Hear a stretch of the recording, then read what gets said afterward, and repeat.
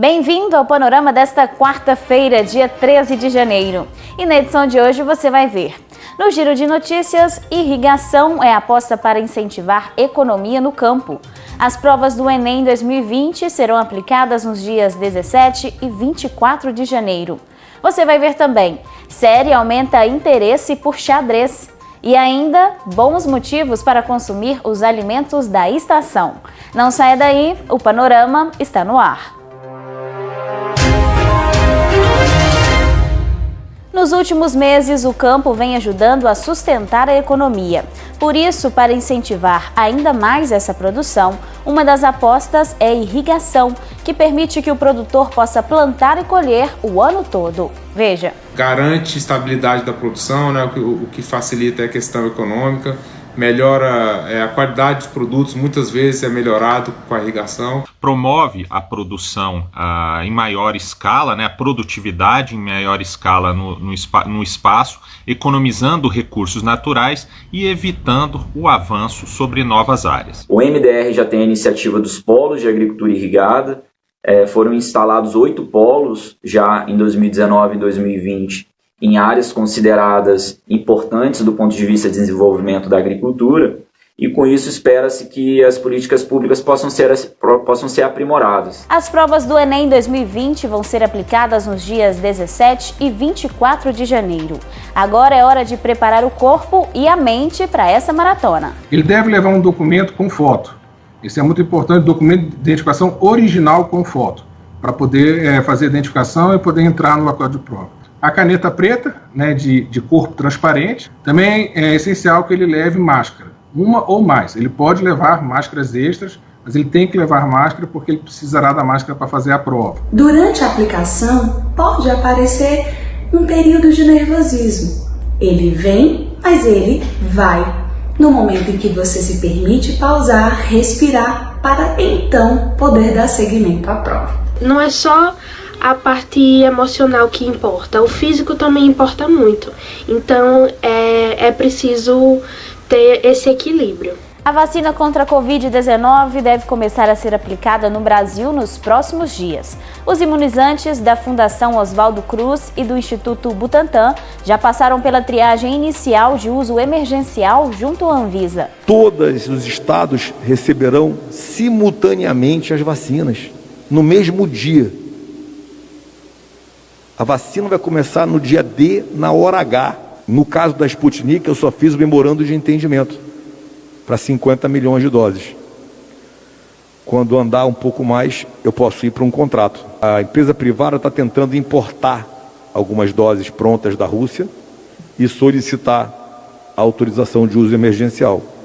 Se isso tudo acontecer, janeiro ou fevereiro, nós também teremos 2 ou 4 milhões de doses da vacina russa. Michele Cipolatti, de 37 anos, residente em Lajinha, Geraldo da Silva, de 54 anos, de Caratinga, e Maria Luísa de Paula, de 80 anos, também moradora de Caratinga, são os pacientes que tiveram diagnóstico confirmado para infecção pelo novo coronavírus, ficaram internados e passaram por tratamento no Cazu Hospital Irmã Denise. Agora receberam alta hospitalar curados da doença. Parabéns a eles que venceram a Covid-19 e a toda a equipe do Cazu pela dedicação e empenho. A série O Gambito da Rainha, produção original mais vista na história da Netflix, além dos recordes dentro da plataforma, também fez com que o interesse por jogos de xadrez aumentasse.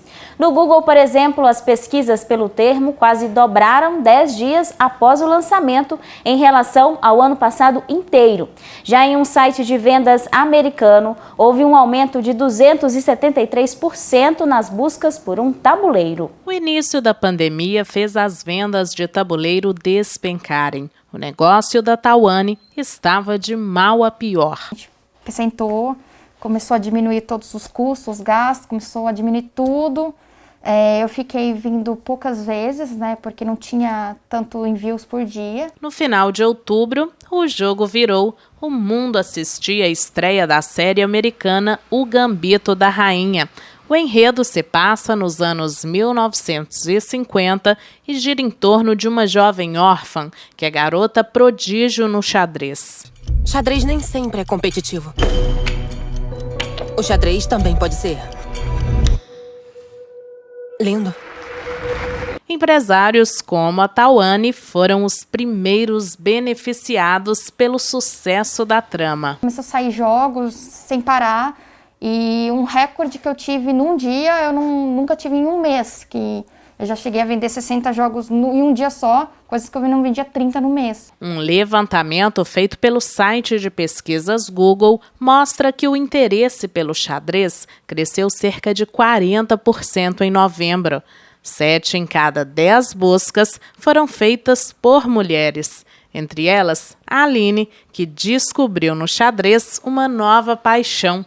Aquiles, o namorado dela, teve uma ideia. Pensei, já que a xadrez é um jogo que eu gosto e que ela tá começando a se interessar, eu acho que agora é a hora para eu dar um tabuleiro de presente para ela e ensinar ela a jogar. E mesmo quando está sozinha, a Aline não deixa de praticar. Ela descobriu plataformas online que oferecem disputas contra o computador ou outros internautas e tenta reproduzir, no mundo virtual, o protagonismo feminino da série. Tem essa impressão de que o xadrez é um jogo mais masculino ou um ambiente dominado por homens, né? Então, ver uma protagonista que se sai super bem no jogo, que consegue jogar o jogo muito bem, faz toda a diferença para a gente se sentir mais confortável também. Segundo a Federação Internacional de Xadrez, cerca de 1 bilhão de usuários em todo o mundo tem hoje no celular algum tipo de aplicativo com o jogo. Alivia o estresse, ansiedade, você tá lá jogando, você esquece no mundo, esquece, fica lá horas e horas, você nem percebe. Eu espero que consiga, essa forma online, não só por diversão, consiga ter alguns torneios importantes, fortes, aí pra galera começar a praticar mais. A dama ou a rainha é a peça mais poderosa do xadrez. Gambito é um jeito de começar a partida. No jargão dos enxadristas, uma abertura em que os participantes sacrificam uma peça para tirar vantagem disso depois. Pelo visto, os dias de sacrifício da Tawane ficaram para trás. Checkmate. Estamos no verão, a estação mais quente do ano exige uma alimentação mais leve e hidratante. Essas frutas, verduras e legumes estão à disposição. Veja mais nesta reportagem os benefícios de consumir os alimentos da estação. Na natureza, os alimentos dependem de condições favoráveis para crescerem plenamente. O clima e o solo estão diretamente relacionados no desenvolvimento desses alimentos. Cada fruta, verdura e legume tem uma época do ano que se desenvolve melhor, e eles completam a nossa necessidade nutricional de acordo com a estação. Cada alimento precisa de condições favoráveis para poder se desenvolver de forma adequada, condições climáticas e de solo. Cada fruta e verdura tem uma época do ano que se desenvolve melhor. São as chamadas frutas e verduras da estação ou da safra. E a natureza, ela é muito sábia. No verão, a natureza nos dá frutas ricas em água, como melão, melancia, manga. No inverno, a natureza nos dá frutas ricas em vitamina C, como tangerina, laranja, kiwi, para aumentar a nossa imunidade. Além desses benefícios, existem também outras vantagens de buscar os alimentos da estação. Quando os alimentos são produzidos fora da sua época, os agricultores precisam colocar muito mais agrotóxicos, fertilizantes e pesticidas para que essa planta se desenvolva melhor. Por isso, quando estão na safra, as plantas são muito mais nutritivas.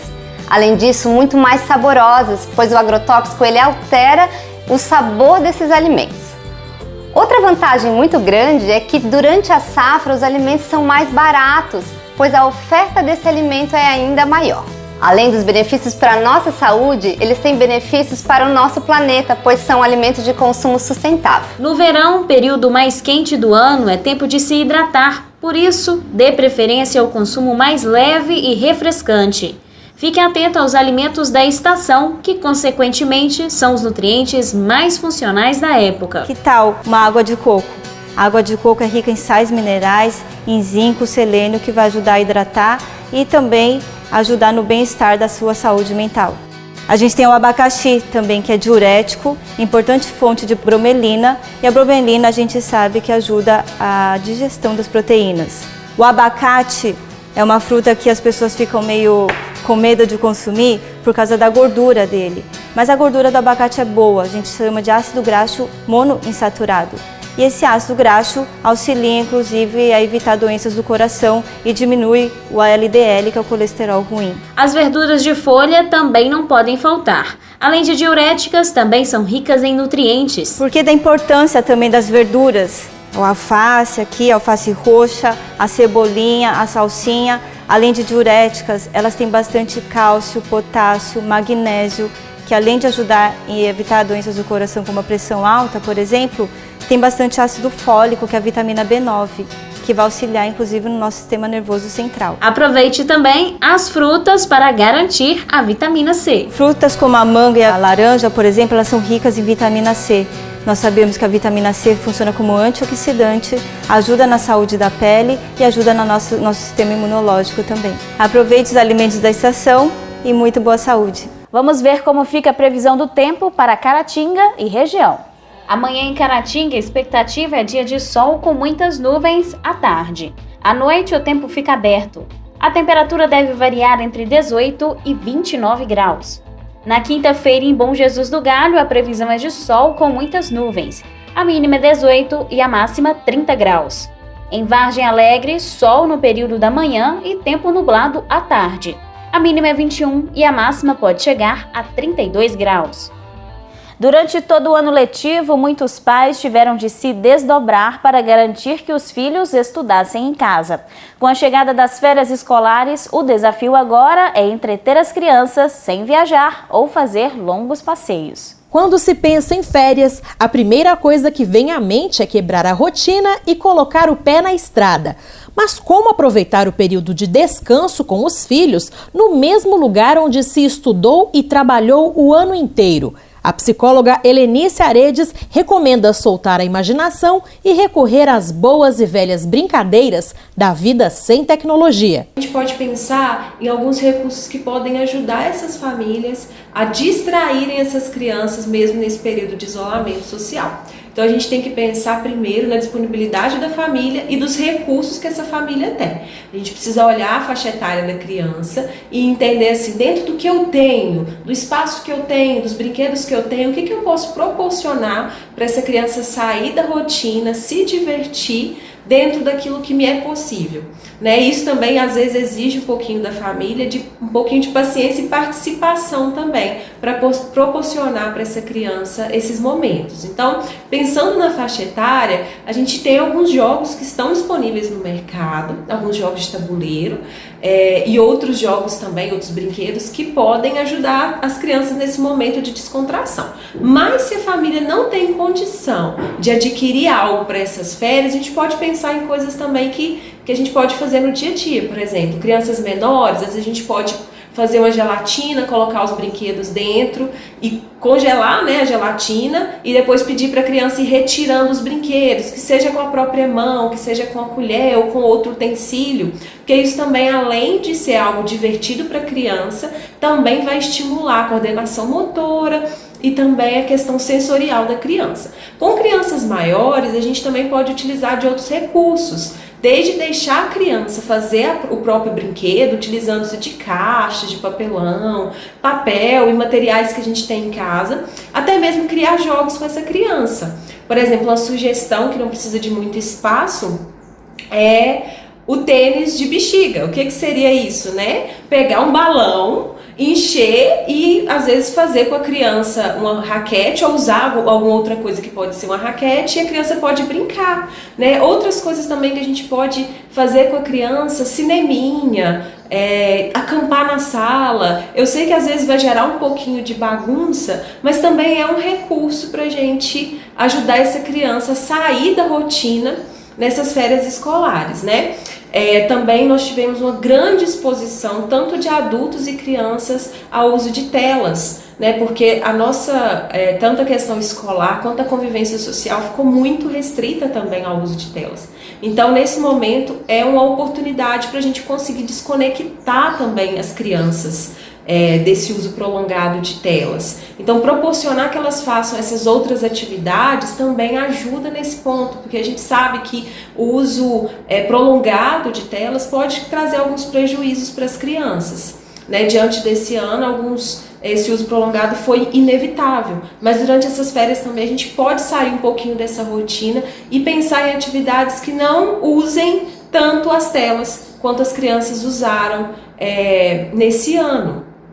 A gente pode também pensar em resgatar brincadeiras que nós vivemos na nossa infância para a gente poder criar esses momentos também com as crianças. Vale deixar a criatividade vir à tona e estar disposto a vivenciar esse momento com os filhos. Em relação à mudança de rotina, é algo que acaba se tornando um pouco inevitável e até esperado. Então a família precisa pensar nas concessões que serão feitas durante esse período, né? Se a criança vai poder dormir um pouquinho até mais tarde ou iniciar o sono mais tarde, isso vai depender daquilo que funciona para essa família. Lembrando que o que a criança às vezes espera é realmente mudar um pouquinho dessa rotina que ela vivia no ano letivo, né? Então essas concessões elas precisam ser analisadas de acordo com aquilo que funciona para a família, aquilo também que não vai trazer nenhum prejuízo para essa criança.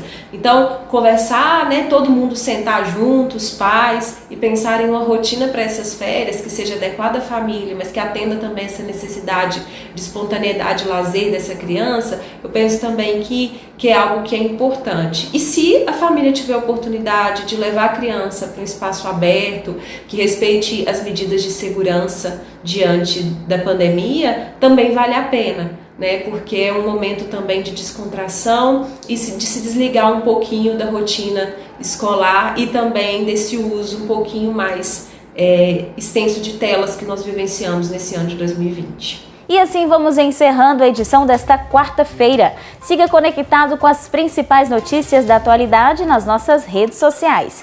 Obrigada por ter nos acompanhado. Amanhã o nosso encontro é às 6h30 da noite, aqui na UNEC TV. Até lá!